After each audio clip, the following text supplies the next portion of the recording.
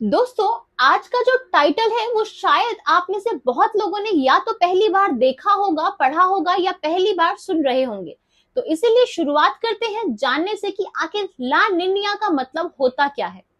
तो ला निनिया एक स्पेनिश लैंग्वेज का शब्द है जिसका मतलब होता है छोटी लड़की, लेकिन इसका इम्पैक्ट बहुत बड़ा होता है। तो ला निनिया एक क्लाइमेट फिनोमिना है। जब पैसिफिक ओशन के ट्रॉपिकल रीजन में पानी का टेम्परेचर नॉर्मल टेम्परेचर के मुकाबले काफी कम हो जाता है, तब हवाओं और ओशन करंट्स का नेचुरल पैटर्न डिस्टर्ब हो जाता है और यही डिस्टरबेंस इंपैक्ट डालता है दुनिया भर के मौसम पर। इंडिया में इसका इंपैक्ट देखा जाता है ज्यादा बारिश, extreme weather conditions, extreme cold और अनप्रेडिक्टेबल वेदर कंडीशंस के रूप में। ये अब डिटेल में समझते हैं कि ला निनिया का इम्पैक्ट भारत में कैसे होता है। सबसे पहले बात करते हैं मॉनसून की। ला निनिया भारत के मॉनसून को और भी ज्यादा पावरफुल कर देता है, जिसके कारण बहुत ज्यादा बारिश होती है, जो एग्रीकल्चर के लिए तो अच्छा है, लेकिन इससे फ्लड्स का रिस्क बढ़ जाता है। 2021 और 2022 के मॉनसून में ला निनिया की वजह से इंडिया के कुछ रीजन्स में काफी ज्यादा तबाही हुई थी। दूसरा इम्पैक्ट होता है एक्सट्रीम विंटर्स के रूप में। ला निनिया का इम्पैक्ट केवल बारिश तक ही सीमित नहीं है। नॉर्थ इंडियन रीजन के लिए इंडिया में ये काफी हार्श विंटर्स को लेकर आ सकता है। ला निनिया की वजह से ही 2025 में दिल्ली में काफी ज्यादा कोल्ड वेव्स देखने को मिल सकती हैं।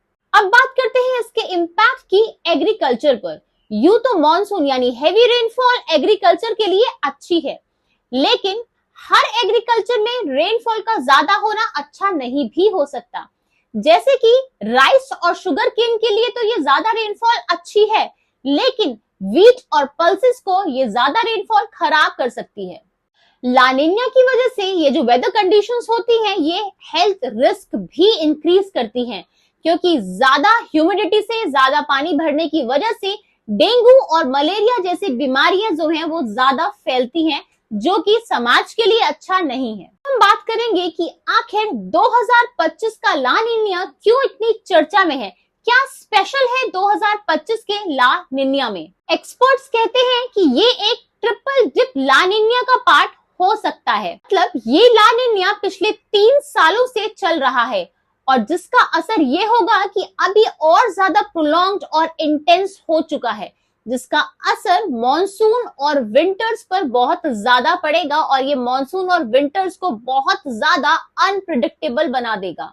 क्या आपको पता है 2010 और 2012 का ट्रिपल डिप ला निनिया ऑस्ट्रेलिया और इंडिया के लिए काफी इंपैक्टफुल रहा था, जिसको देखते हुए हम लोगों को अभी से तैयारी शुरू कर देनी चाहिए। अब बात करते हैं कि इंडिया अपने आप को इस ला निनिया के लिए किस तरीके से प्रिपेयर कर सकता है। हमने इसको 3 कैटेगरीज में बांटा है। सबसे पहला है फ्लड मैनेजमेंट, यानी हेवी रेनफॉल्स और फ्लड्स को कंट्रोल करने के लिए स्ट्रॉन्ग इंफ्रास्ट्रक्चर बनाना जरूरी है। दूसरा है क्रॉप प्लानिंग, यानी वो क्रॉप्स जो हेवी से हेवी रेनफॉल को सह जाए, हमें और फार्मर्स को उन क्रॉप्स पर ध्यान देना चाहिए। तीसरा है हेल्थ रिस्क, यानी पब्लिक अवेयरनेस कैंपेन्स चलाने चाहिए ताकि वो लोग सीखें कि किस तरीके से वो एक्सट्रीम वेदर कंडीशंस को और अपने हेल्थ रिस्क को अवॉइड कर सकते हैं इन कंडीशंस में। इस तरीके से हम अपने आप को थोड़ा प्रिपेयर कर सकते हैं इस ला निनिया के इम्पैक्ट से, जिसका इम्पैक्ट हो सकता है ऑफ कोर्स होगा ही होगा, लेकिन वो इम्पैक्ट कम हो जाएगा। जिस तरीके से कभी कभी आप खड़े होते हैं और अचानक कोई आपको धक्का दे दे तो आपको ज्यादा चोट लगती है, लेकिन अगर आप पहले से अवेयर है कि आपको धक्का आने वाला है तो अब आप अपने आप को संभाल लेते हैं। इसी तरीके से किसी भी कंडीशन के लिए अगर हम अपने आप को पहले से तैयार कर लेंगे तो वो कंडीशन तो जरूर आएगी, लेकिन हमारे ऊपर उसका इम्पैक्ट जरूर कम हो जाएगा। So we need this preparation for sure. दोस्तों, ला निनिया एक नेचुरल फिनोमिना है जो हमारे इकोसिस्टम के बैलेंस का एक हिस्सा है, लेकिन 2025 का ये ला निनिया हम सब के लिए एक रिमाइंडर है कि नेचर की शक्ति को लाइटली नहीं लेना चाहिए। आपको क्या लगता है, ये आने वाला ला निनिया हमारे लिए एक चैलेंज साबित होगा या एक ब्लेसिंग? अपने विचारों को कमेंट सेक्शन में जरूर बताइएगा। अगर आज आपको कुछ नया सीखने को मिला है, कुछ नया सुनने को मिला है, तो हमारी वीडियो को लाइक जरूर कीजिएगा। आपका लाइक हमारा मोटिवेशन और ज्यादा बढ़ा देता है। और इसी तरह की और वीडियोस के लिए हमारे चैनल को सब्सक्राइब करना मत भूलिएगा। Thank you.